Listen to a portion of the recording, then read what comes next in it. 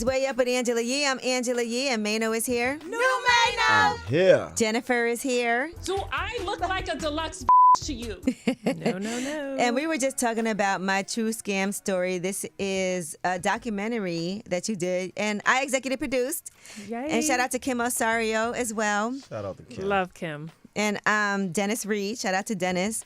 But this is all about a situation you were in. And if you guys recall, during the pandemic, I did an interview with Jennifer and Ramona, who's also part of this documentary, where you open up about, being scammed, right? And this all happened on social media, and people were kind of going in on you at first, like it was your fault. But I feel like once you get to tell your story, the tables turn. And I don't know anybody that has never gotten finessed, scammed, or conned. In some capacity, for Right. sure. But, I think as Black people, we have a huge ego, right? And so nobody kind of wants to admit. They just take their L in private and keep it moving. But again, like I said, when you don't tell your story, you give power to the person that scammed you or did you wrong because they're able to keep doing it. Right.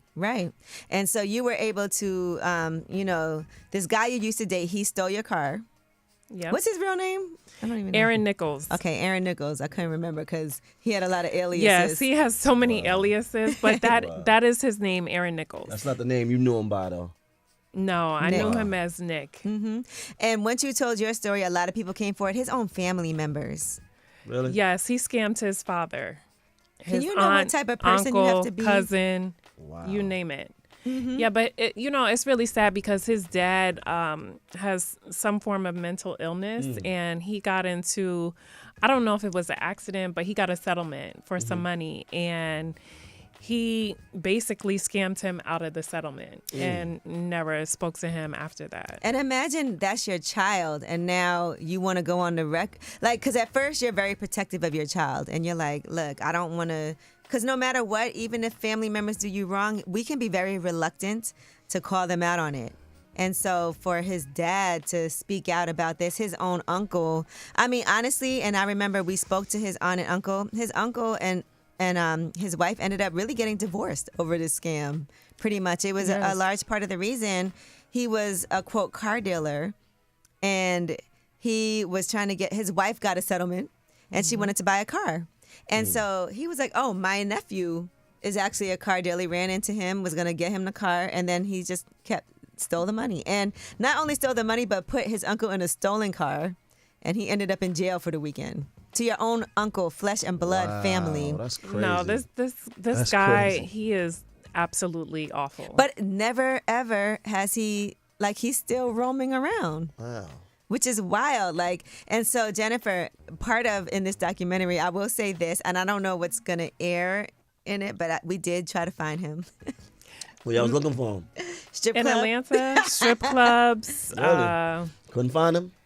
No. And I will say this, even after a lot of he's been exposed, because he's a real career con man. He's been doing this for Criminal. decades. Yeah. He hasn't been hospitalized yet. I don't know. But I will say this. There's a lot of people looking for him. Really?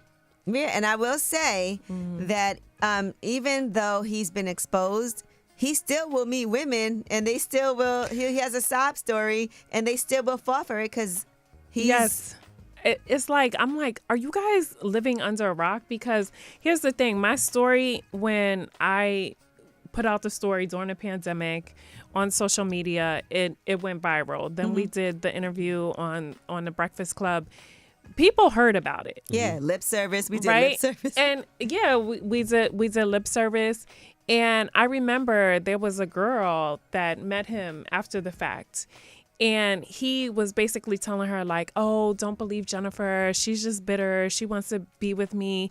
And when everything comes out, just promise me that you'll apologize. And she gave him money, and then she got scammed. Wow. Rule number 1, don't give him no money, ladies. boy good, All right, well, huh? we're going to talk about Basketball Wives with Jennifer because it premieres tonight. When we come back, we'll discuss that. It's Way Up with Angela Yee.